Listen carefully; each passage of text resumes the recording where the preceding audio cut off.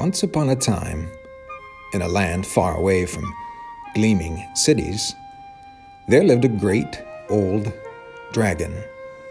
He was ancient, nearly as old as the mountain, and all of the land was held captive by his terrible reputation.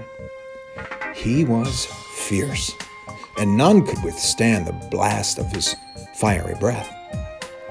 But what few people ever knew is that the dragon was actually very sad, for he had grown very old and men were not nearly so brave as they once were.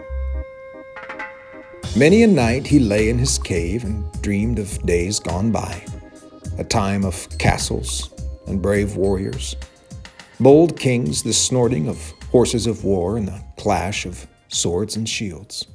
He missed those days, for a dragon longs for battle, not peace.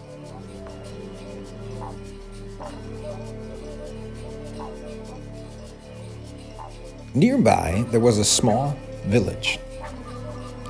And in this village, there lived a little girl who was nearly as fierce as a dragon herself, even though she did not yet know how fierce she really was.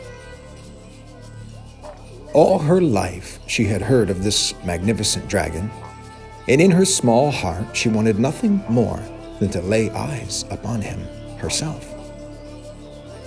And so it happened that one day her curiosity and courage overcame her caution, and she set out in search of this great beast. She packed a little food, a few small items for the journey, and began to carefully prepare for the way she would soon take. Feeling rather nervous and more than a little excited, she set out. And along the way, she passed many wonderful sights. There were rivers and swamps, great mountain ranges. There were many strange and wonderful sights. But it was not all easy, mind you. She encountered tremendous thirst. Oh, I'm so thirsty. And great hunger. Oh, I wish I had a piece of bread. And finally, after many days, she met a kind old man who lived in a small house in the hills. I think I'll ask this old man for help. I'm looking for a great red dragon. Is this the way? A great red dragon. I have heard of this dragon. Large and fierce, is he not? The largest and most fierce of all. I see. And is he very old? As old as the sun itself. Yes, I see. Well, I can tell you where he lives, or at least where it is said that he lives, though I must warn you that no man who has gone in search of this dragon has ever returned. Nevertheless, I must go. Well, if you must, then follow this trail until you reach a great hollow tree. You cannot miss it. From there, you must leave the trail and continue upward. It is said that his cave is somewhere on the north side of this mountain. Take this flask of water and my bread, and I bid you farewell. Go with God. A good while later, the little girl found herself high on the north side of the mountain, staring into the blackness of a great, dark cave. Huge tracks led up to the mouth of the cave, and she knew this must be the dragon's lair. Surely this must be the place. Now, you might not be able to fully understand what was happening inside of her as she approached that opening in the rock. Imagine two people inside of you, each of them tugging in opposite directions. One of them wants to run in terror, while the other wishes to bravely advance. And as she fought this strange sort of battle in her heart, from deep within the darkness came the kind of voice that makes your blood run cold.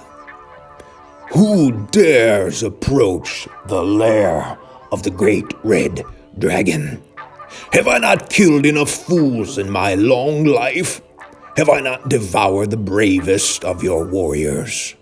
But alas, I am hungry, and I suppose I could use a good meal. Approach, O ye human! At this moment, the little girl, realizing that if she ran away, she would never be quite the same again, said as boldly as she knew how, I've not come with a sword or a shield, but with courage.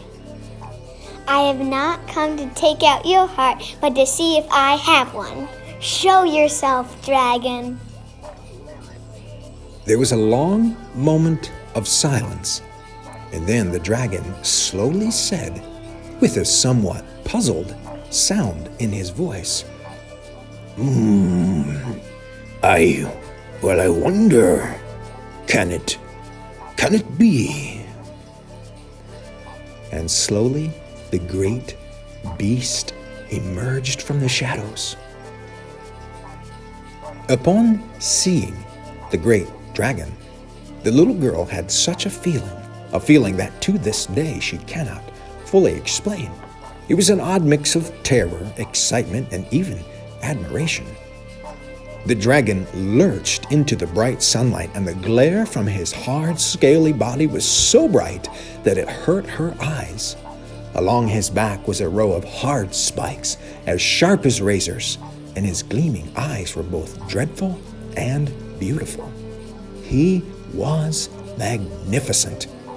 The little girl felt that she could stare at him for 100 years. And oddly enough, the dragon himself seemed just as interested in her as she was in him. So, for what seemed like a very long time, they stared at each other. And finally, the dragon spoke. For many long years, I have tested men, seeking to prove their courage, and until now, they have left me disappointed. But now I am speechless. It seems I have met my match. For a moment, the little girl stood very still, and then she spoke. Great dragon, all my life I have longed to see you face to face. And now I know why I had to. By coming here today, I have found my courage. Now you might have been thinking that this story would have some kind of breathtaking ending, a great fight or some kind of heroic battle. But I'm sorry to disappoint you. The little girl made the journey back home, and she kept all of this to herself. But from that moment on, she was never quite the same. She had stood face to face with fear itself, and she had discovered something that many of us are still trying to learn. The strength of fear is no match for the power of courage.